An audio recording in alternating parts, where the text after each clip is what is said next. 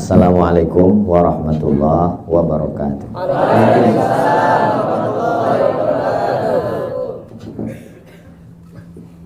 Memang cantik burung balang, ditambat di tengah lapang, dari bunyi sambutan salam, sepertinya belum makan siang. Itu hanya sekedar melanjutkan tradisi. Dalam tradisi Melayu kalau ada orang pantun tuh kita mesti balas. Yang jadi masalah itu begitu dibalas dia dibalas lagi. Itu akhirnya makanya orang tuh kadang nggak selesai berpantun. Sampai ada penumpang sampai di airport, orang Cina tunggu belum deh. Orang Cina bawa nyonya beli banana. Kalau boleh saya bertanya, ini toilet letaknya di mana? Ini dia pesawat baru landing, nanya di mana toilet. Akhirnya karena dijawab terus akhirnya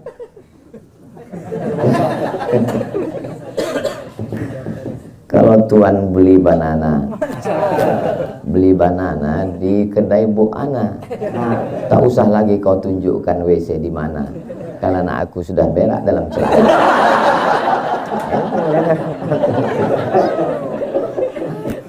Tapi sebenarnya kalau saya lihat, kenapa orang memulai di awal itu dengan pantun? Karena di awal itu suasana kita tegang. Jadi begitu diawali dengan pantun tuh orang langsung fresh, hubungan kita langsung mencair. Jadi kalau dilihat dari ilmu komunikasi sebenarnya itu saja. Makanya di awal, cuman yang jadi masalah ketika ngomong dengan orang banyak diawali dengan pantun, orang banyaknya fresh, yang berpantun stres. Apalagi nih selanjutnya. Alhamdulillah. Dan dari pantun itu tadi saya bisa tahu bahwa jamaah ini orang yang tidak punya masalah hidup. Loh, Ustaz tahu dari mana? Dari senyumnya yang lepas. Lepas. Padahal ini siang Ramadan kan. Malah saya curiga ini jangan nggak puasa. Karena orang kalau hidupnya banyak masalah, nggak mungkin ketawanya bisa selepas ini. Kadang setengah mati kita mancing, nggak bisa lepas paling. Gitu. Mudah-mudahan hidup kita semuanya selalu dalam bimbingan Allah dan ikut sunnah Rasulullah Sallallahu Alaihi Wasallam. Jadi jangan bayangkan Nabi Muhammad itu wajahnya menyeramkan, menakutkan. Coba ketik keywordnya hatta badat nawajizuhu, tersenyum sampai nampak gigi geraham. Nanti akan menemukan beberapa hadis hatta badat nawajizuhu. Jadi Nabi itu juga tersenyum sampai kelihatan gigi geraham. Jadi kalau senyum sampai gigi geraham itu ya fotolah sendiri. Jangan bayangkan Nabi itu seram, menakutkan gitu, jumpa cerita neraka terus. Itu Ustadz apa? Aku nggak ingat namanya, kayaknya Ustadz neraka itu. Masya Allah, hebatnya kereta api di atas rel. Di atas rel ada peniti. Hebatnya tausiah di XL. Baru berapa menit mic udah diganti.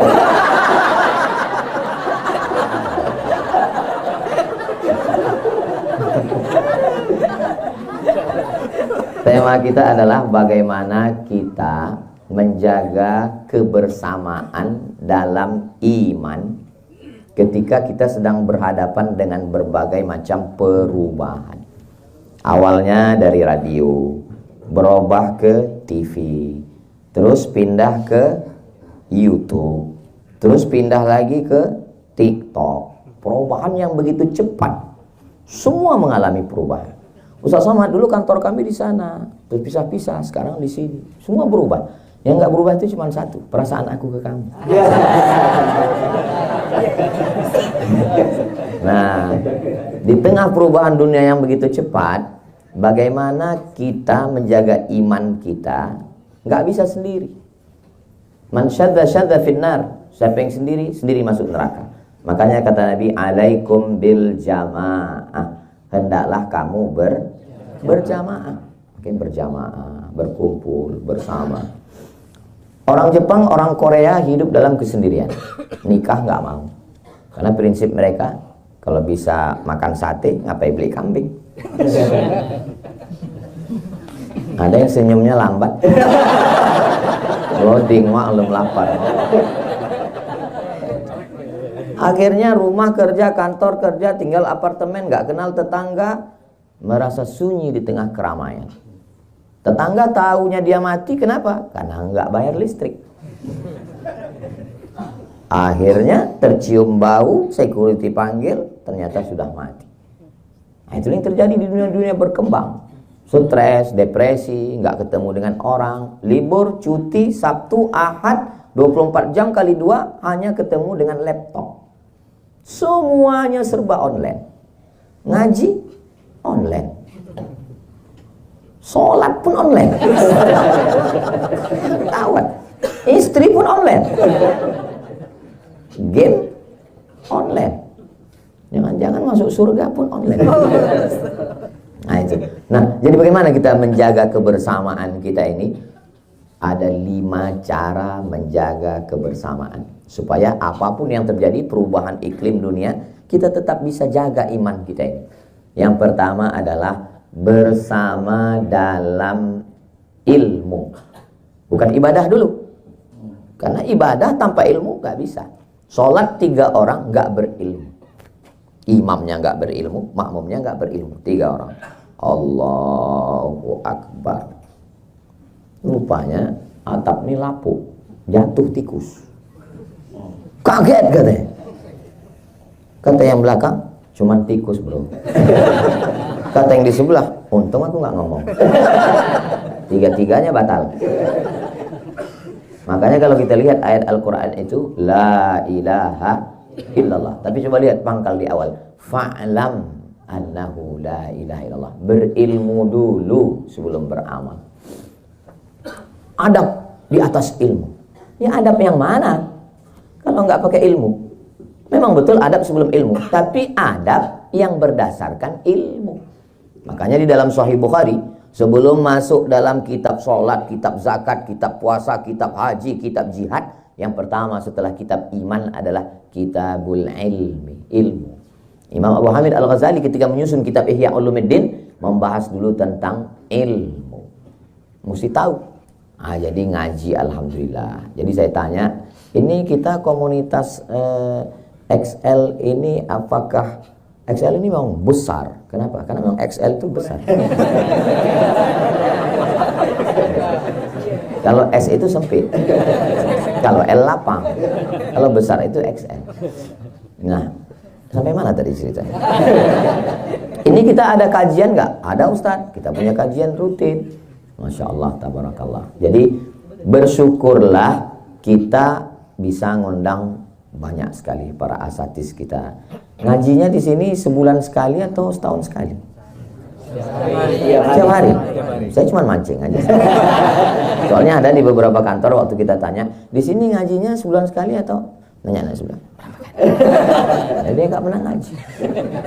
Banyak orang nganggap ngaji itu maksudnya belajar, menuntut ilmu itu adalah bagian dari penderitaan. Tagihan sudah lewat limit, kerja juga dikejar-kejar target, di jalan kena tilang, di rumah kena tekanan makhluk terkuat di dunia. Ada pengajian lagi ya. Jadi ngelihat ustadz itu sudah dianggapnya sebagai pelengkap penderitaan. Baru ngelihat ustadz, suntuk duluan. Nah, itu gimana? Makanya bersyukurlah ada tempat kita bekerja, tapi juga ada tempat ngaji. Bagi yang sudah ngaji, alhamdulillah.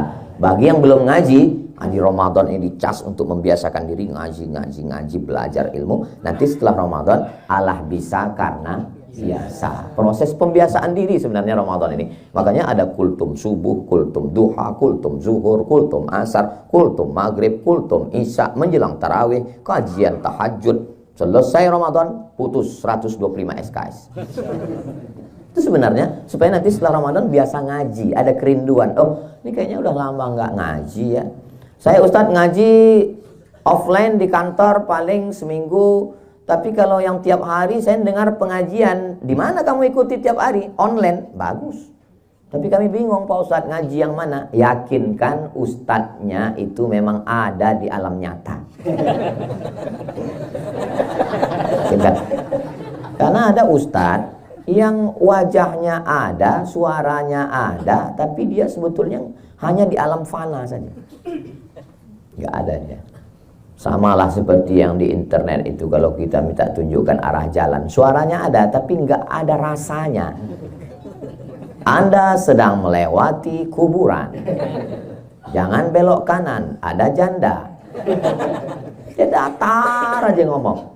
Nah, jadi sebenarnya itu adalah namanya Al-Ustaz AI. Selama ustadznya ada. Kamu sukanya ngaji dengan siapa? Saya selalu ikut kajian Buya Yahya Pak Ustadz. Masya Allah. Kalau kamu? Saya ikutnya Gus Baha Pak Ustadz. Kalau kamu? Saya alhamdulillah dengan Ustadz A.A. Gim. Masya Allah. Kamu dengan siapa? Saya dengan Ustadz Hanan At-Taki Pak Ustadz. Kamu? Maksud saya nanya terus, kok nggak ada ke kajian saya ya? Ada satu. Kenapa nggak ada disebutnya dari tadi? Siapapun ustadznya, kita ngajak orang ini ke jalan Allah atau ke jalan diri kita? Ke jalan Allah. Maka saya nggak pernah mempedulikan orang ngaji dengan saya atau enggak. Selama dia mau ngaji, alhamdulillah. Tapi kalau orang sudah nggak mau ngaji, baca Quran sendiri, dipahami sendiri, nyasarnya rame-rame. Kamu saya lihat kok nggak pernah sholat? Ya saya udah baca Quran Pak Ustadz. Terus saya baca ayatnya, aqimis sholata li dzikri, dirikanlah sholat dengan mengingat aku. Terus ya udah, saya kalau dengar azan, saya pejam mata, saya ingat. Nah, cukup. Sholat apa itu? Ini namanya sholat edisi minimalis Pak Ustaz. Pergi ke masjid pakai cincin emas. Loh, Bapak kok pakai cincin emas? Saya baca itu di ayat Quran Pak Ustaz. Apa bunyi ayatnya? Ya ayyuhalladzina amanu, wahai orang beriman, khudzu zinatakum inda kulli masjid. Pakailah perhiasanmu kalau kamu mau ke masjid. Makanya saya pakai perhiasan saya Pak Ustaz. Tapi nggak boleh itu cincin emas. Saya udah bolak-balik Quran dari Al-Fatihah sampai ke An-Nas, nggak ada ketemu Pak Ustaz. Kalau gitu cara logika berpikirnya, carilah dari surat Al-Fatihah ke An-Nas. Mana ada sholat zuhur 4 rakaat? Mana ada sholat asar 4 rakaat? Mana ada sholat musafir 2 rakaat? Mana ada sholat maghrib 3 rakaat, 2 rakaat bunyi, 1 rakaat silent?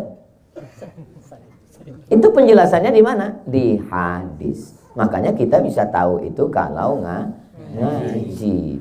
Papa, ya. Itu tadi teman papa ya? Iya, teman papa. Ketemunya di mana? Dulu ada acara ngaji di XL. Ustaz udah berapa kali nyebut XL? Dia memang setiap 5 menit sekali di sana. Jadi pas itu kami ngaji ketemu, betapa indahnya kita ketemunya di tempat ngaji. Mama, ya. Dulu ketemu papa di mana? Nggak usah tanya. Anak nggak perlu tahu. Anak kan penasaran. Dia tanya papanya, Papa, ketemu mama dulu di mana? Ditangkap security. Coba kalau ketemunya di tempat ngaji. Gimana dulu papa mama ketemuan? Kami waktu itu ada pengajian penuh. Apa nama towernya? Axiata. Saya tahu, cuma mau nunjukkan. XL Axiata Tower waktu itu penuh sekali. Kebetulan papa di bagian belakang dan mama kamu di bagian paling depan. Pas mau keluar, kepala kami kejedut. Pas mau ngambil cari sendal, di situlah kami kelihatan.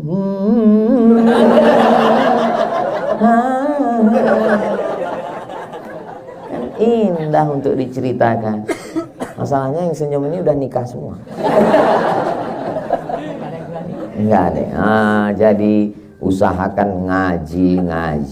Belum bisa ngaji setiap masjid-masjid itu saya anjurkan minim seminimnya 3 kali sepekan. Karena 3 tiang Islam ini, yang pertama akidah la ilaha illallah. Yang kedua fikih, rukun, syarat, wajib, sunat, rukun sholat. Kita tahu orang ini nggak ngaji dari pertanyaannya. Ustaz Somad, apa hukumnya sholat nggak pakai peci? Tapi jangan gara-gara ini nanti malah nggak nanya semua. Aku sebenarnya banyak yang mau kutanyakan sama Ustaz Somad tadi. Kenapa kau nggak tanya? Ketahuan aku nggak ngaji. Ustaz, saya sholat itu kadang nggak baca iftitah Pak Ustaz. Kira-kira boleh nggak ya? Dia nggak bisa membedakan mana rukun, mana syarat, mana wajib, mana sunat muakkad, mana rawatib, mana yang tidak rawatib muakkad. Nah, maka saya sarankan ngaji dan kalau bisa ditulis. Ini Ustadz nyindir karena kami nggak nulis ya. Kalau ngaji sama saya nggak perlu ditulis, karena nanti bisa ditonton ulang di channel Ustadz Abdul Somad Official. Subscribe, like, share, and comment. Nah, al-ilmu saydun. Ilmu itu seperti binatang buruan. Wal kitabatu qaiduhu. Tulisan itu seperti tali yang mengikatnya. Kita kalau sudah dapat berburu, dapat rusa, ikat. Qayyid suyudaka bil hibalil wasiqah. Ikat binatang buruanmu itu dengan kuat, mancing. Karena kalau saya sebut mancing, banyak ibu-ibu yang trauma. Karena suaminya sejak pergi nggak pulang sampai sekarang. Rencana nangkap ikan, rupanya ditangkap buaya. Tapi ada yang selamat. Kamu kenapa selamat? Pas mau ditangkap buaya dia bilang, masa sesama buaya nangkap? Jadi ngaji. Ustaz Somad kan Ustaz sampai sekarang masih ngaji. Saya masih ngaji. Kami ngundang Syekh Abdul Aziz Abdul Mun'im bin Abdul Aziz bin Siddiq Al-Ghumari dari Maroko. Khataman Sahih Bukhari 10 hari 10 malam. Habis Sahih Bukhari, khataman Sahih Muslim. Habis Sahih Muslim, rencana nih tahun ketiga nanti khataman Sunan Tirmidzi atau Sunan Nasai. Sahih Bukhari itu isinya berapa Pak Ustadz? 7.275 hadis. Syekh duduk di atas, Ustadz Somad duduk di bawah. Ada itu videonya, carilah.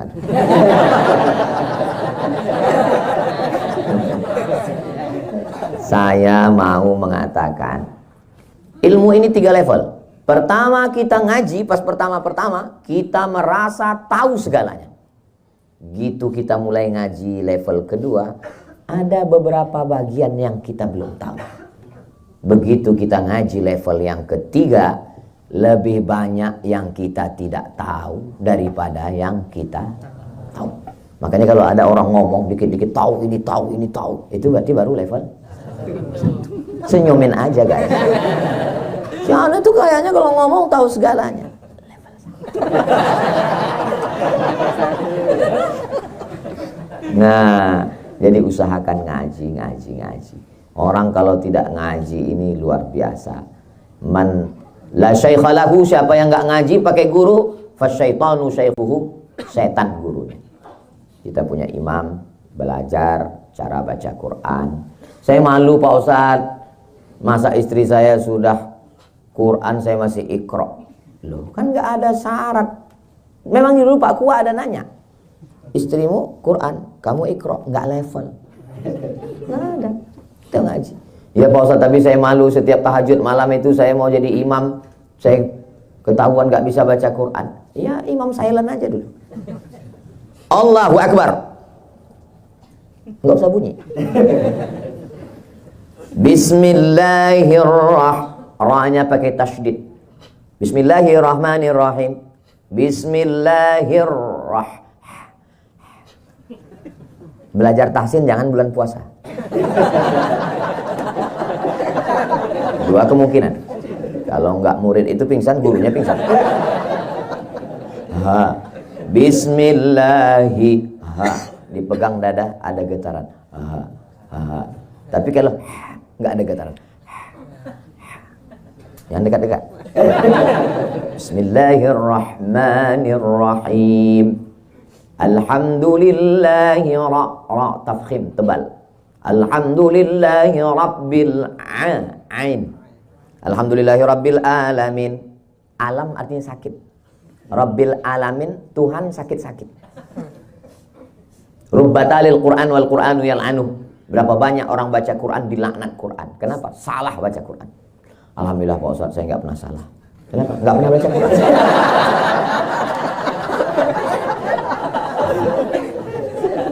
Ar-Rahmanir Rahim, Maliki Yaumiddin, Iyyaka na'budu wa iyyaka pakai tasydid. Iyyaka na'budu wa iyyaka nasta'in. Ihdinas, ada sa, ada sya, ada sa. Ihdinas siratal ta. Ihdinas siratal mustaqim ta. Siratal ladzi, ada za, ada za, ada ja. Siratal laji. Siratal ladzina an'amta 'alaihim ghairil maghdub, ada da, ada dha. Ghairil maghdubi 'alaihim waladdallin. Amin. La salata liman lam yaqra bi Fatihatil Kitab. Tidak sah salat orang yang Fatihahnya enggak benar. Inilah masanya. Makanya berilmu. Ustadz dulu membenerin baca Al-Fatihah berapa lama? Saya ngaji Al-Fatihah kepada Syekh Azra'i Abdul Rauf. Saya dengar kabar katanya kalau ngaji Al-Fatihah ke beliau 3 bulan. Baca Al-Fatihah 3 bulan baru pindah ke Al-Baqarah. Alif Lam Mim. Coba beli Quran sendiri, download sendiri, cetak sendiri, baca sendiri, nggak pakai guru. Gimana cara baca itu? Alama. Tinggal tambah T. Tulisannya alama. Kenapa lamnya panjang? Kenapa mimnya ada ya-nya? Nggak ada ya-nya di situ. Karena baca Quran itu berguru. Alif Lam Mim. Yasa. Yasin. Oh, nggak ada ya-nya kok. Kita harus yasa, bukan yasin. Kenapa? Karena nggak berguru. Baca Quran aja salah. Nah, maka lagi-lagi ngaji. Alhamdulillah. Dulu katanya dengan adanya YouTube ini umat ini akan rusak, akan hancur. Dia habis waktunya karena nonton film berbagai macam. Sekarang apa yang terjadi? Dengan ada YouTube, justru orang kenal dengan Ustadz melalui alam goib. Namanya YouTube. Saya baru pertama kali ke sini kan? Iya. Nah, tapi kita seperti udah lama ketemu. Sebetulnya jamaah ini sudah lama jumpa Ustadz, cuman di alam nyata baru sekarang. Makanya banyak orang kesan ketika ketemu sama saya, lebih mudah dari gambarnya. Dan aku, makanya dibuat gambar saya di sini 3 versi. Nah, level pertama kalau mau jaga kebersamaan kita melalui ngaji, buat komunitas. Komunitas macam-macam. Biasanya orang bisa satu komunitas itu kalau punya kesamaan. Nah, misalnya kita mau buat, kira-kira apa nama komunitas kita ya? Gimana kalau kita buat FBI? Apa itu? Front baju hitam. Kita yang baju hitam aja. Biasanya orang bisa bersama itu kalau punya kesamaan. Kalau dia orangnya slow, komunitas sepeda ontel. Agak kencang dikit, Kap 70. Agak berapi knalpotnya, King Cobra. Duit agak banyak, Harley Davidson. Nggak mungkin bisa disatukan ini. Jangan pernah mau ngajak pecinta sepeda ontel untuk gabung ke Harley. Kebahagiaan dia nggak di situ. Yang satu ini kebahagiaannya saat dia menikmati slownya. Itu yang dia nikmati. Kalau yang satu enggak. Yang dia nikmati adalah saat suara knalpot itu mengagetkan orang.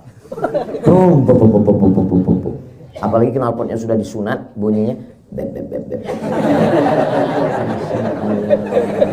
Nah, pas lewat di rumah anak gadis, beb.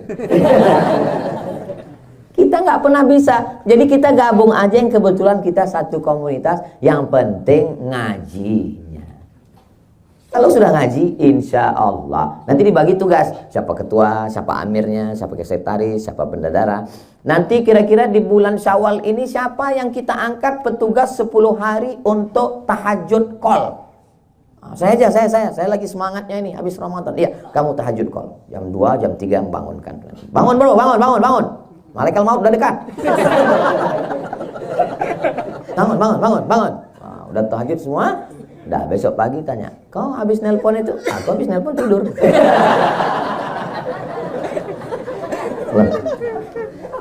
Kau nggak tahajud? Man dalla ala khairin falahu mithlu ajri fa'il. Siapa yang menunjukkan kebaikan, dia sudah dapat transfer pahala. Ini contoh orang sesat. Baca hadis sendiri, simpulkan sendiri. Nggak bisa begitu. Kita mesti ngaji.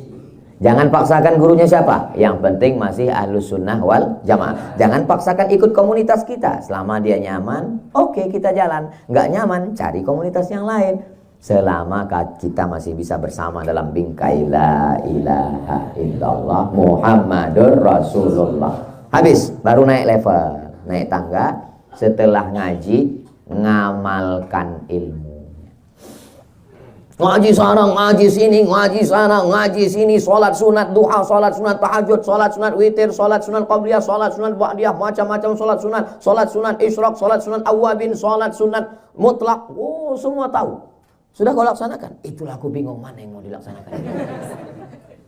Subhanallah zikir, alhamdulillah zikir, Allahu akbar zikir, subhanallah bihamdihi subhanallahil azim zikir, solawat zikir, istighfar zikir, sayyidul istighfar zikir, baca Quran zikir. Mana yang sudah kau amalkan?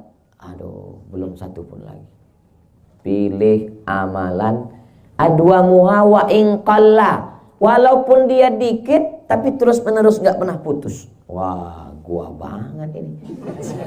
Memang ini yang selalu saya amalkan Pak Ustaz. Memang dikit tapi gak pernah berhenti. Apa itu? Sholat Jumat.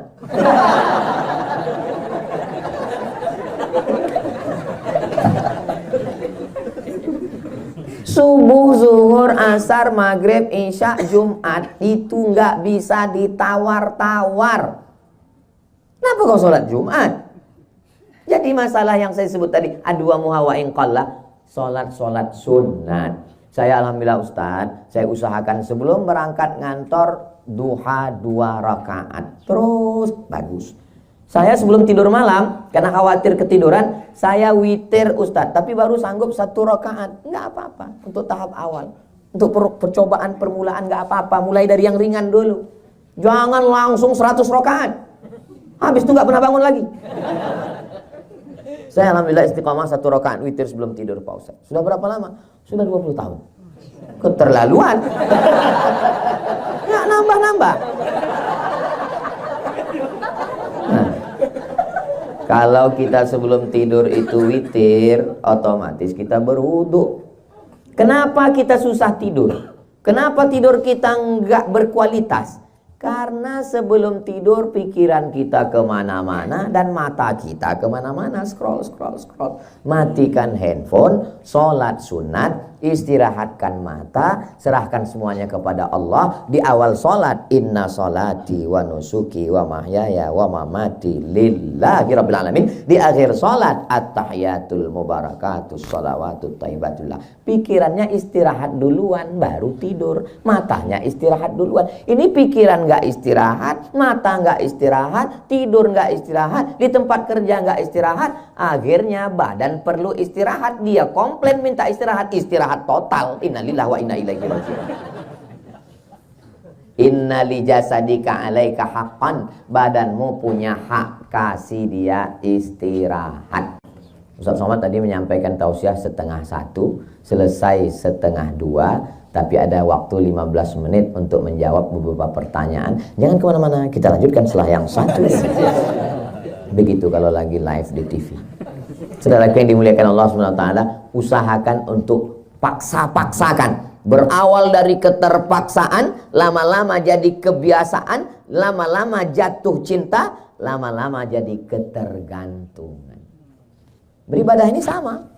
Ya seperti saya dengan istri saya Pak Ustadz. Iya, awalnya saya terpaksa jatuh cinta. Kau kenapa belum nikah juga sampai sekarang? Ya saya ini beda keyakinan Pak Ustadz. Maksudnya saya yakin dia nggak yakin. Akhirnya dipaksakan. Akhirnya rupanya witing trisno jalaran suko kulino.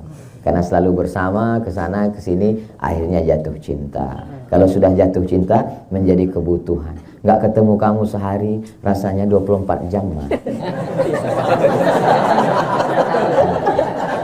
Tapi kalau orang sudah bosan muak, maka namanya itu siapa? 4L. Apa itu? Lu lagi. Nah, begitulah proses pembiasaan diri. Maka usahakan sebelum berangkat wudhu dulu, sholat duha. Sebelum tidur wudhu dulu, sholat witir. Usahakan ketika ada waktu sibuk kerja, ya kerja. Tapi pas lagi kosong, zikir. Subhanallah walhamdulillah wala ilaha illallah. Malulah Pak Ustadz, masa kami yang masih anak muda begini pakai tasbih Pak Ustadz. Ya tasbih digital kan ada yang model pakai cincin itu. Letakkan di sini, pencet pelan-pelan. Saya heran juga kadang ada orang ini pas lagi banyak teman bertasbih. Kita bertasbih itu pas lagi kosong. Kalau pas lagi ngobrol, ya ngobrol biasa aja. Ini pas lagi ada orang.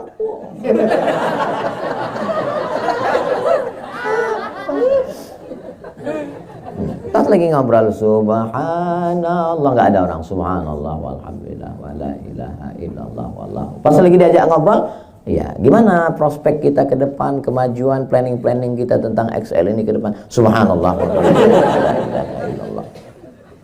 Kita dalam mobil, bahan ngobrol sudah habis, nggak ada lagi yang mau diceritakan. Ya nggak usah dicari-cari. Ngapain ngulang kayak kaset rusak? Ya tasbih kita subhanallah walhamdulillah wala ilaha illallah wallahu akbar. Ini amal ini mesti dilaksanakan. Sedekah juga begitu. Amal ini sebetulnya berapa sih Pak Ustadz? Amal badan, sholat, tegak, ruku, sujud, tawaf, sa'i, melontar jumroh, ikut membangun masjid, tenaga, berkeringat, jihad, itu amal badan. Lagi amal lisan, subhanallah walhamdulillah wala ilaha illallah wallahu akbar, subhanallah wa bihamdihi subhanallahil azim, la ilaha illallah muhammadur rasulullah, la ilaha illallahul malikul haqqul mubin, muhammadur rasulullah shadiqul wa'il amin, bismillahirrahmanirrahim, yasin wal qur'anil hakim. Itu namanya amal lisan. Amal lagi, apa lagi Pak Ustadz? Amal harta, zakat, wakaf, infak, sedekah, wasiat, hibah, ghanimah, bangun masjid, panti jompo, anak yatim, fakir miskin, janda-janda, yang tua-tua.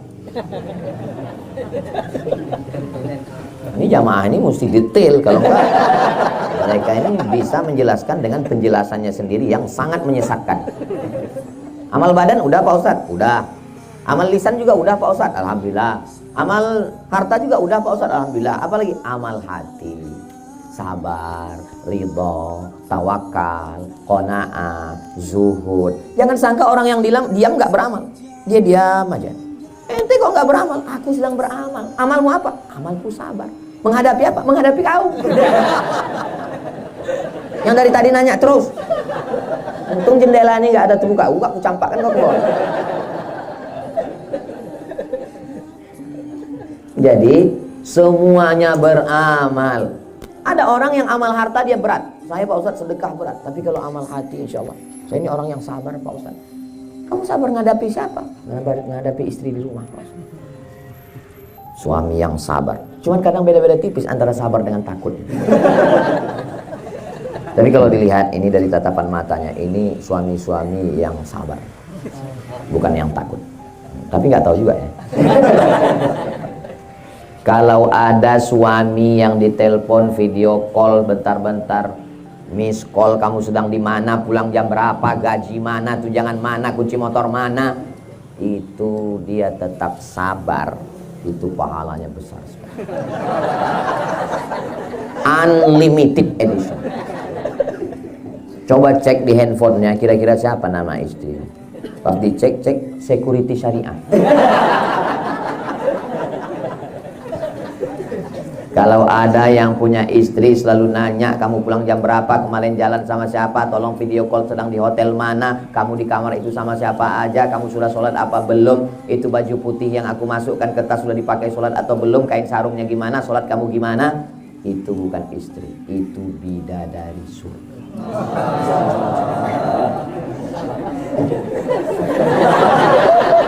Pulang dari sini, Panggil dia, oh my angel. Kau malaikat penyelamat. Kau adalah bidadari. Perempuan itu sebetulnya nggak minta macam-macam. Dia cuma ingin mendengarkan kata-kata yang indah di telinganya. Betul kan, Bu?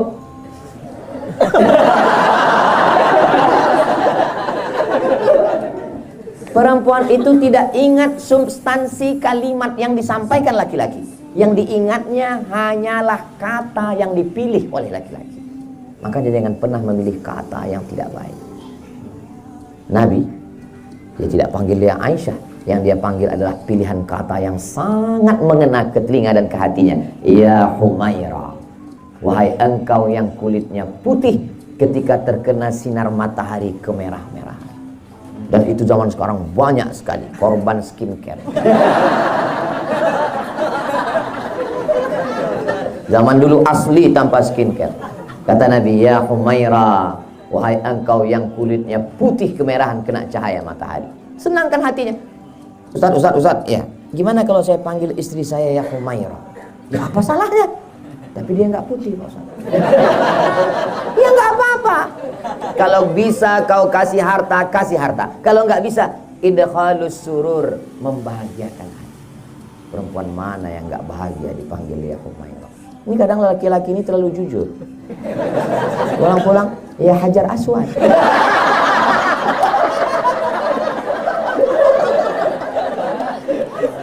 Pindah kuali itu ke ruang tamu. Kenapa kau bilang Hajar Aswad, muka kau hitam gitu. Jadi sampai mana tadi sih? Ada amal hati Hajar Aswad. Amal hati menyenangkan, membahagiakan orang, menyejukkan, menenangkan. Bro, aku tadi bro, aduh susah kali. Baru hijrah Ramadan ini, pulang kajian sendal hilang. Begitu ke parkir, helm hilang. Sabar, kawan kita, istrinya hilang. Tenangkan hatinya. Ini kadang kita bukannya menenangkan hati dengan lisan, menenangkan hati, malah bro, aku tadi sendal hilang. Habis itu helm hilang. Tanda-tanda tuh. Kayaknya kalau kita balik ke kantor, kau udah non-job ini.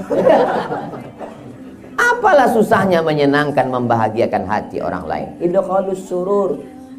Bisa engkau balas. Man ahsana ilaikum, siapa yang berbuat baik kepada kamu, fakafi'uhu, balas. Fa illam tajidu, enggak bisa, doakan dia. Doa di depan dia. Barakallahu laka fil mautu wa syakartal wahid. Saya enggak bisa doakan dia, Pak Ustaz. Kenapa? Saya yang daftarkan ia, saya yang support dia, saya yang ngasih dia semangat. Tapi pas wisuda, yang lain yang mendampingi, Pak Ustaz. Mestinya aku yang di sana, Pak Ustaz. Kenapa kau tidak husnuzon kepada Allah? Allah sudah menyiapkan untukmu yang lebih cantik, yang lebih tinggi, yang lebih putih, yang lebih kaya. Cuman belum kelihatan. Sulitkah bagi Allah? Innama amruhu idza arada syai'an ayyakula lahu kun fayakun. Jadi kalau kita hidup ini konsepnya husnuzon pada Allah, Masya Allah. Tapi Ustaz kan ngomong aja enak. Iya. Pas saya ngalami gelap juga dunia ini. Makanya naik level yang ketiga. Yang pertama ngaji, yang kedua diamalkan, yang ketiga ada partner, kawan, sahabat, guru, saudara yang bisa bersama dengan kita. Karena saat musibah itu datang, ayatnya terbang, hadisnya hilang. Meninggal Nabi Muhammad SAW. Datang Abu Bakar, datang Umar bin Khattab, sahabat yang paling hebat, juara bertahan pasar ukas bulat setiap tahun. Umar bin Khattab, dia cabut pedang. Siapa yang berani mengatakan Nabi Muhammad mati, aku pancung kepala. Siapa yang berani? Itu diam semua. Datang Abu Bakar Siddiq membacakan ayat, wa ma Muhammadun illa rasul. Muhammad bukan Tuhan, dia hanya seorang rasul. Qad khalat min qablihi rusul. Sebelum dia ada rasul-rasul dan meninggal. Afa immata, kalau Muhammad SAW meninggal, au qutila, atau terbunuh, inqalabatum ala aqabikum, apakah kamu akan kembali kepada agama kamu yang lama? Jatuh pedang Umar bin Khattab, padahal Umar hafal Quran. Yang hafal Quran aja hilang saat musibah, apalagi cuma hafal juz amma.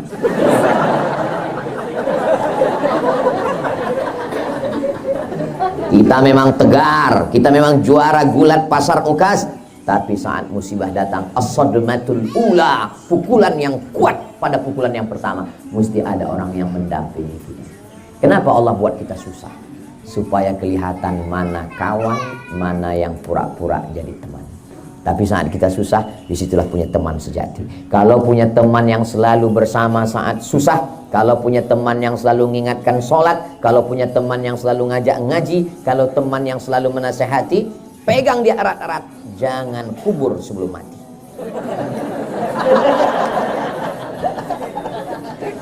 Alhamdulillah, saya punya sahabat-sahabat sejati, sahabat-sahabat yang ketika saya dalam kesulitan, kesusahan, mereka selalu hadir bersama saya. Nama nggak boleh sebut, menjaga kode etik itu nanti. Almar'u ma'aman ahab, orang akan bersama dengan siapa yang dia cintai. Saya yakin kita ini semua punya teman-teman dekat yang kalau pas kita susah ingat dia, pas kita senang kita lupa. Selalu begitu susah dia hadir, wajahnya langsung kelihatan. Nah, kita selalu, kadang orang datang ke kita ngobrol, dia nggak minta solusi. Dia sebetulnya datang ke kita cerita itu bukan minta solusi, dia cuman mau cerita tentang kepayahan, kesusahannya. Maka jadilah pendengar yang baik. Jadi pendengar yang baik itu jurusnya dua, anggukkan kepala dan katakan iya, iya, iya, iya. Cuman atur beberapa menit sekali. Jangan terlalu sering iya, iya, iya, iya, iya, iya, iya. Dan kita yang mengalami kesusahan hidup, setelah kita ceritakan, rasanya kita sudah menumpahkan segala beban kita kan? Saya nggak pernah susah. Ketika kita sedang susah, kita perlu teman cerita. Ceritalah ke teman, jangan cerita ke Facebook. Apa yang Anda pikirkan? Kata Facebook. Lalu kita ceritakan ke Facebook, di komen orang. Nggak semua orang suka sama kita. Saya, walaupun di Instagram saya itu 9 juta. Maksud saya yang belum follow. Jangan lupa, 9 juta itu setengahnya haters. Maka kita mesti punya teman yang wujud di alam nyata. Alhamdulillah Pak Ustadz, saya nggak perlu teman, nggak perlu orang lain. Istri saya di rumah sudah membahagiakan saya. Baiti jannati, rumahku adalah surgaku. Bidadarinya siapa? Istri. Tapi suami saya nggak pernah bilang nggak pernah bilang I love you ke saya Pak Ustadz. Memang laki-laki itu berat untuk mengatakan I love you. Betul nggak? Ini ngaku semua laki-laki. Hasil survei di Indonesia, 90% laki-laki di Indonesia tidak pernah mengucapkan I love you kepada istri. Mereka justru lebih banyak mengucapkan itu ke istri orang lain.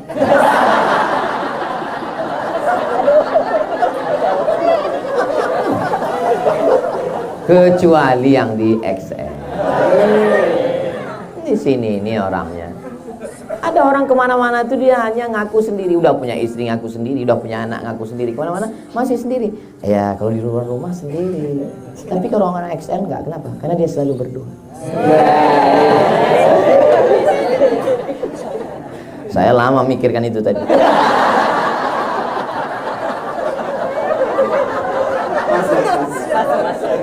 Ngaji, habis ngaji amalkan, tapi jangan kepedean, mesti ada teman. Nabi Muhammad sendirian atau berteman? Ada orang tua yang bijaksana, Abu Bakar Siddiq. Ada anak muda yang bertenaga, Umar bin Khattab. Ada anak muda yang berharta, Utsman bin Affan. Ada anak muda yang cerdas luar biasa, Ali bin Abi Thalib. Ada anak muda yang hebat bahasa Yahudi penterjemah, Zaid bin Sabit. Ada anak muda yang hafal Qur'annya hebat, Ubay bin Ka'ab. Ada perempuan yang mampu membawa makanan naik ke atas Jabal Sur, Asma binti Abi Bakar. Ada perempuan yang mampu menghafal semua ucapan perbuatan Nabi, Aisyah. Ada perempuan yang kaya raya, Khadijah. Posisikan diri kita, kira-kira kita ini masuk yang mana? Saya Pak Ustaz. Coba kita renung-renung ya. Saya kalau tua bijaksana, bijaksananya udah, tuanya belum. Kalau anak muda yang berharta, anak mudanya udah, hartanya belum. Pak Ustadz, setelah saya pikir-pikir saya nggak masuk satu pun. Kalau begitu besar kemungkinan kau Abu Lahab.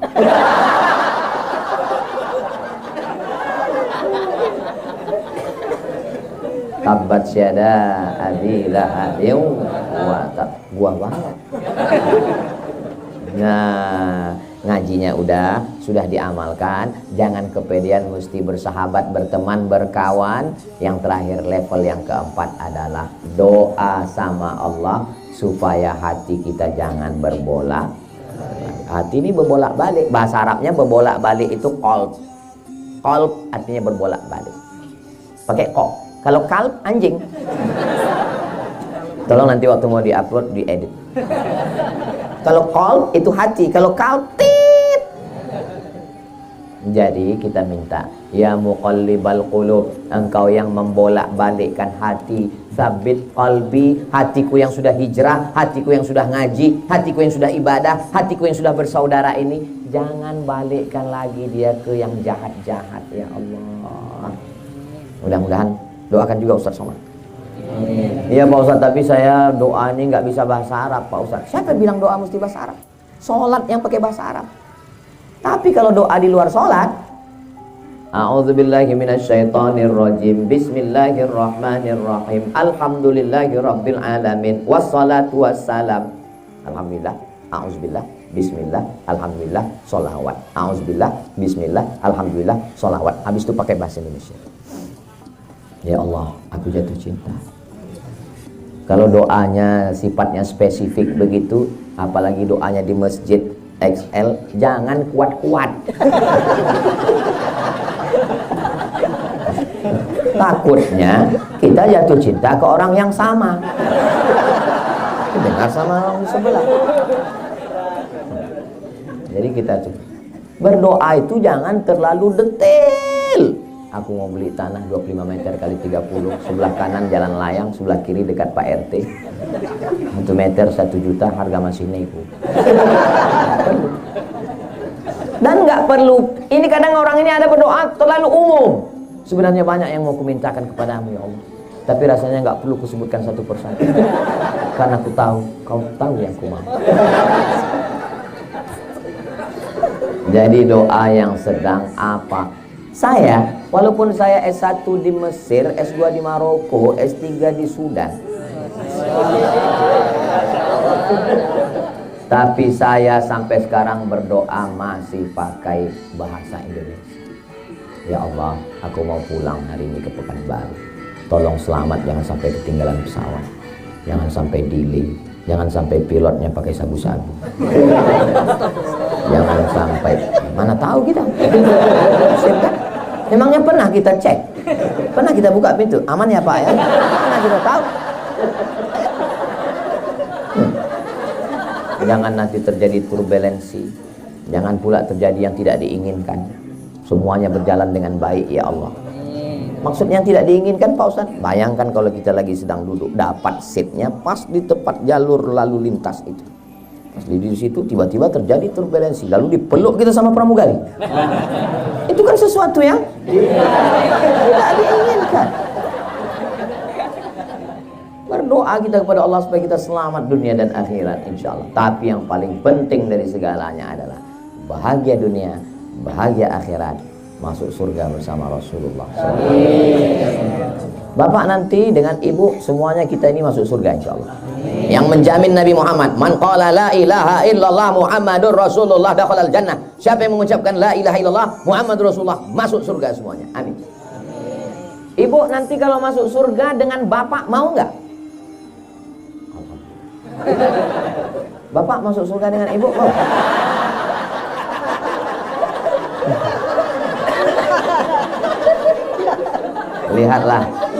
Lihatlah cara mereka ngeles.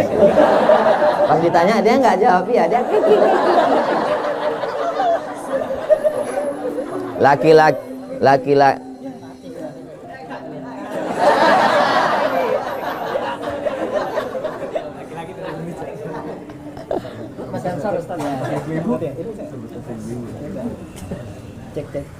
Mati. Ini yang ketiga Ustaz, ini kita ganti. Mati. Memang nggak boleh ngomong ibu-ibu. senggol. Nah, yang ini. Oh, yang itu. Kalau Tuan pergi ke Mekah, bawa dolar 5.000. Sudah lama saya tausiah. Baru di sini mic-nya mati pas ngomong ibu-ibu.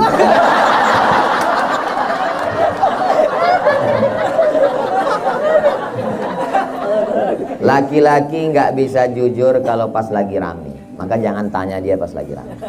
Kalau mau dia jujur, tanya pas berdua. Makanya mereka kalau pas nanya di depan jamaah, mereka umum aja. Tapi kalau pas berdua, Pak Ustadz, iya, ada yang mau saya tanya, Pak Ustadz. Kenapa nggak pas rame tadi? Aduh, nggak enak sama yang lain, Pak Ustadz.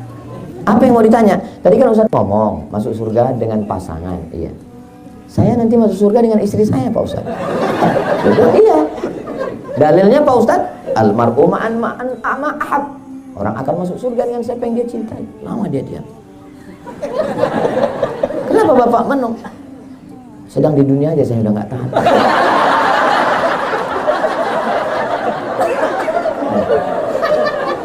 Tapi yang laki-laki begini nih nggak ada di XL. Mungkin di tempat lain ada. Kalau di sini nggak ada. Yang di sini ini orang-orang yang sudah lulus fit and proper test. Makanya bagi adik-adik yang gadis yang belum menikah mau cari suami, cari orang XL. Orangnya taat beribadah, istiqomah, sayang istri, dan sudah menikah.